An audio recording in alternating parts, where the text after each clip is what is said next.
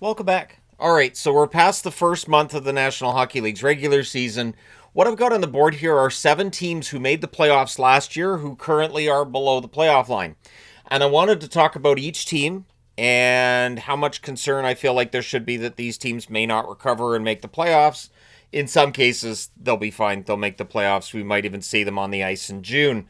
There are a few teams here, Florida, Vegas, Edmonton, who very likely end up having a pretty darn good season. We'll just look back at this as that time where they weren't above the playoff line.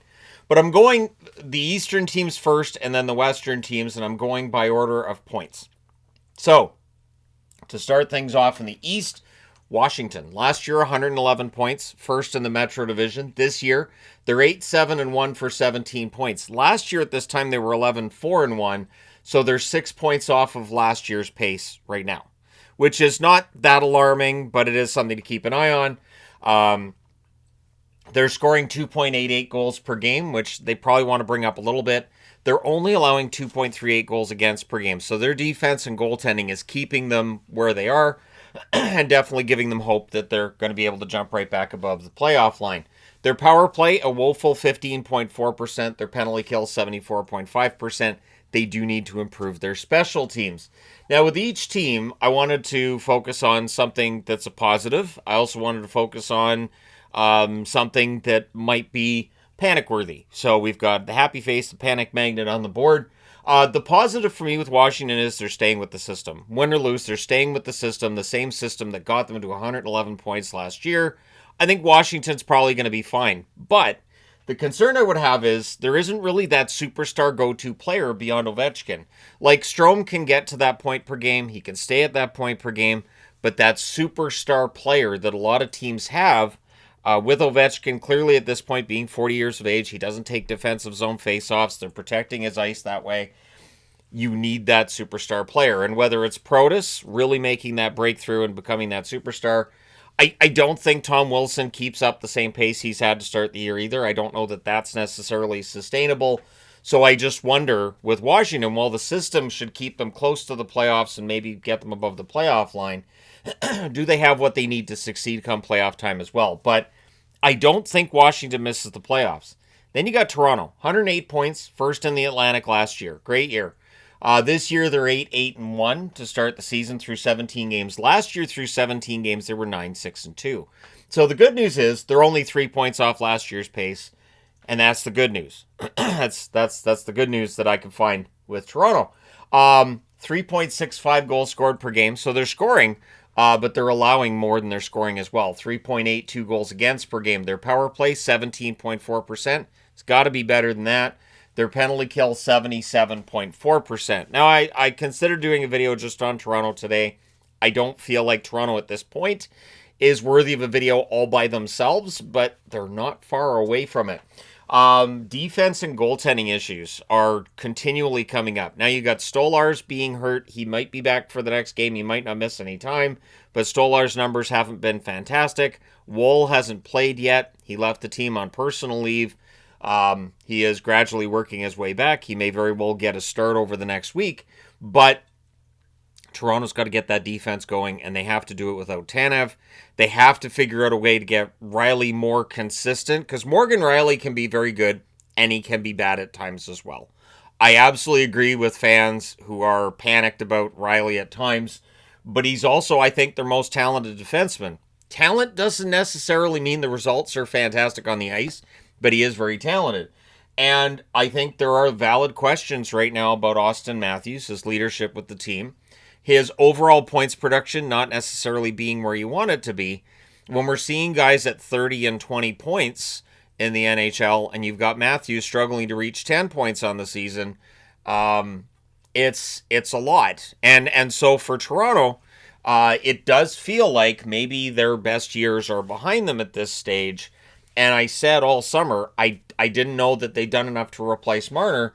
And while we can all agree that Marner's playoffs, not necessarily fantastic as a member of the Toronto Maple Leafs, but he was very good during the regular season, and they're missing that talent. They're missing that skill level, and I think they're missing it at both ends of the ice. They spent years making Marner a very good defensive forward, and then he goes off to Vegas. Florida, 98 points last year, third in the Atlantic. This year they're 8-7-1 with 17 points. Last year at this time, 11-3-1, 23 points. They're only scoring 2.63 goals per game. They're allowing 2.94 goals against per game. Their power play, not great either at 18.3%. Their penalty kill, 77.2%. So those are both numbers that I think Florida can improve. The good news is they're winning enough to stay in the race, and they're doing it without Tkachuk, they're doing it without Barkov, and various other players. There are a lot of injuries right now with the Florida Panthers, something that they had been fortunate in previous years not to have at the same rate as a lot of other teams in the NHL. It is part of how you win back-to-back championships, is having good luck with the health of your players. Now, the one thing that I would say is still a negative with Florida is there are a lot of injuries because there's a lot of wear and tear. These guys have played a lot of hockey over the last couple of years, and there's going to be nagging injuries that are in there as well. So I just wonder with Florida, will they continue to deal with, so you get Tkachuk back, maybe somebody else goes out, that kind of thing. So the assumption is always out there that once our team gets healthy, every fan base says that, once our team gets healthy, I'm a negative Nelly there. I'm the one that's like, if the team gets healthy, because I'm used to seeing, okay, this guy's coming back. Oh, and now they're hurt. Cool. All right, good. That balanced it out. Great.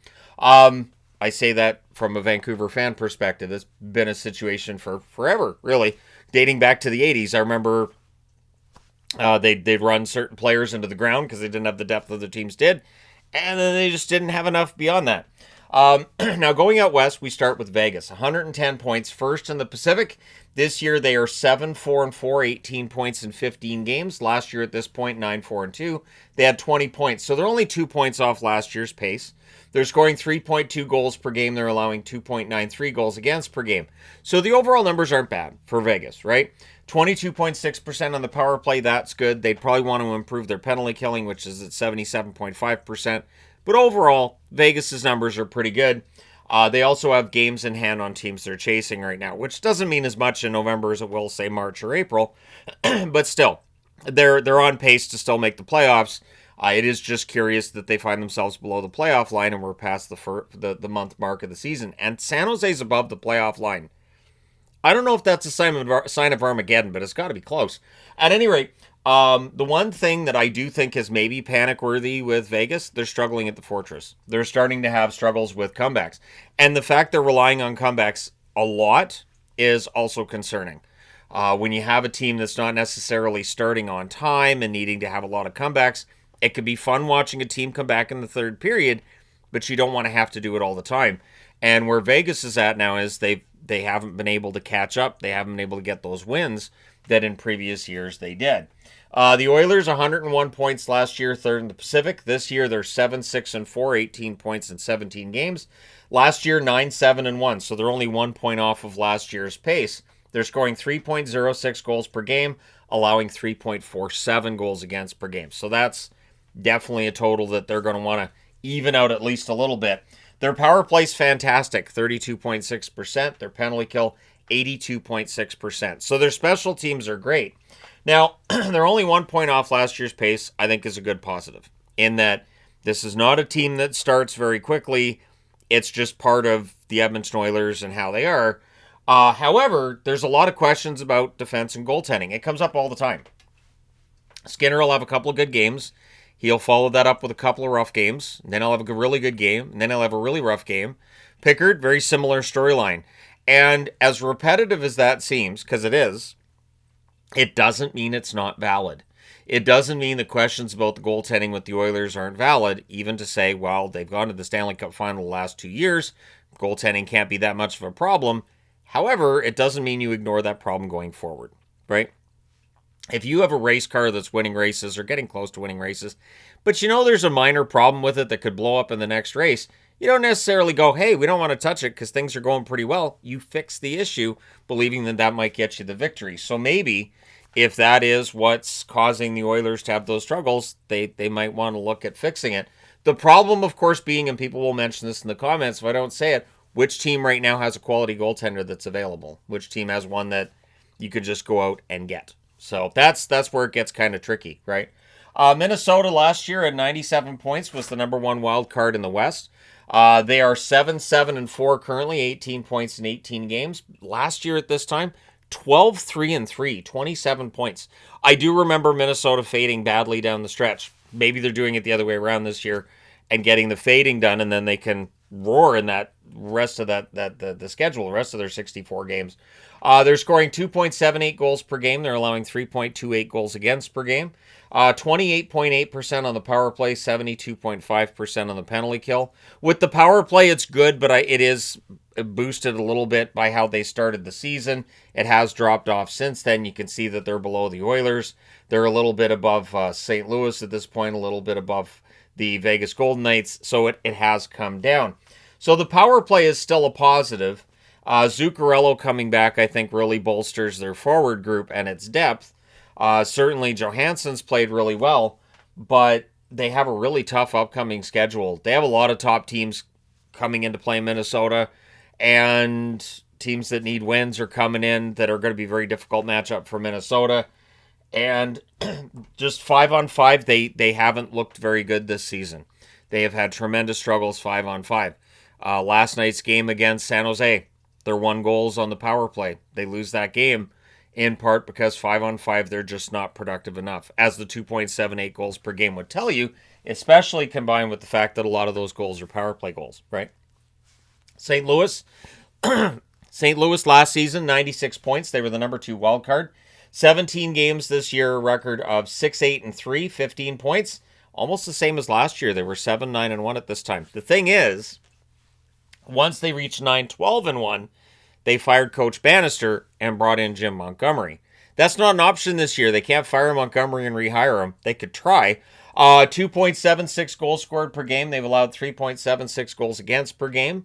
24.4% on the power play, 70.5% on the penalty kill. So St. Louis's numbers are not dissimilar from Minnesota's in that the power play is pretty good. The penalty kill needs to be better.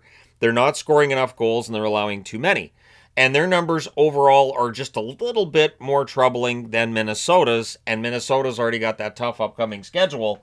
The good news for St. Louis to me is some of these guys have to come out of these slumps. There are so many players right now in St. Louis who are slumping offensively who have to come out of this. They have to be able to find the points. They have to. At least the law of averages would tell you that some of these guys have to get better. Holloway's shown signs of getting better recently. I still think Thomas and Kyrou will get things clicking soon. It's just a matter of when, because you don't want to have a below 500 record for too long into the NHL season. Goaltending is the one alarming issue I feel with this team. Their goals against per game is the highest, which is not the best. It's the highest next to Toronto. So Toronto's allowing 3.82 per game. St. Louis right behind him there at 3.76. Now, Binnington has had some good games. He's had some bad games. And same with Hofer.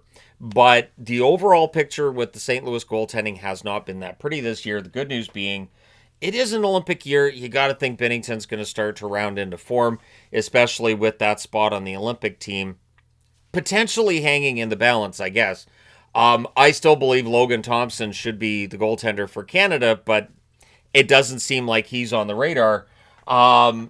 Consistency is the other issue with St. Louis. I've been just really impressed by St. Louis at times, and then in the next game, they fritter it all away. And I would imagine that for Blues fans, that gets frustrating, because you'll watch a game of theirs and go, hey, they got this figured out. They're fine. And then the next game, I guess they forgot all the lessons they learned. Cool. All right, so when's the next game so we can see if they figure it out or if they keep frittering it away. So while it is early in the season, we're not quite to the 20-game mark yet where I do grade teams, and then that leads to a lot of opinions. But I do think that of the 7 teams on the board, in terms of happy, concerned, I think Washington rallies and makes it. Florida rallies and makes it. I'm not sure with Toronto. I'm not 100% sure that Toronto does rally and end up making the playoffs this year. I think there are a lot of potential concerns there. And it's not just one player that you can look at and say, well, we could fix it if this one player. So that's a problem right there. Vegas, I still think is a playoff team. I think the Oilers rally to make it as well. I am not as sold on Minnesota and St. Louis. There's been too many flaws there, too many issues. And we always have teams that make the playoffs one year that missed the year before. And if Minnesota, St. Louis, Toronto were three teams that missed, that'd be three teams that are turned over, and we get three new teams in the playoffs, which I think is about the average. I think the average is 3 to 4 new teams in the playoffs every year. I've been meaning to do videos on that, but the summer came and went, and I never really got into that. So I guess that's a next summer kind of thing, or an Olympics kind of thing, during that 3-week Olympic break. But let me know your thoughts. Which of these teams are you actually thinking they probably don't make the playoffs?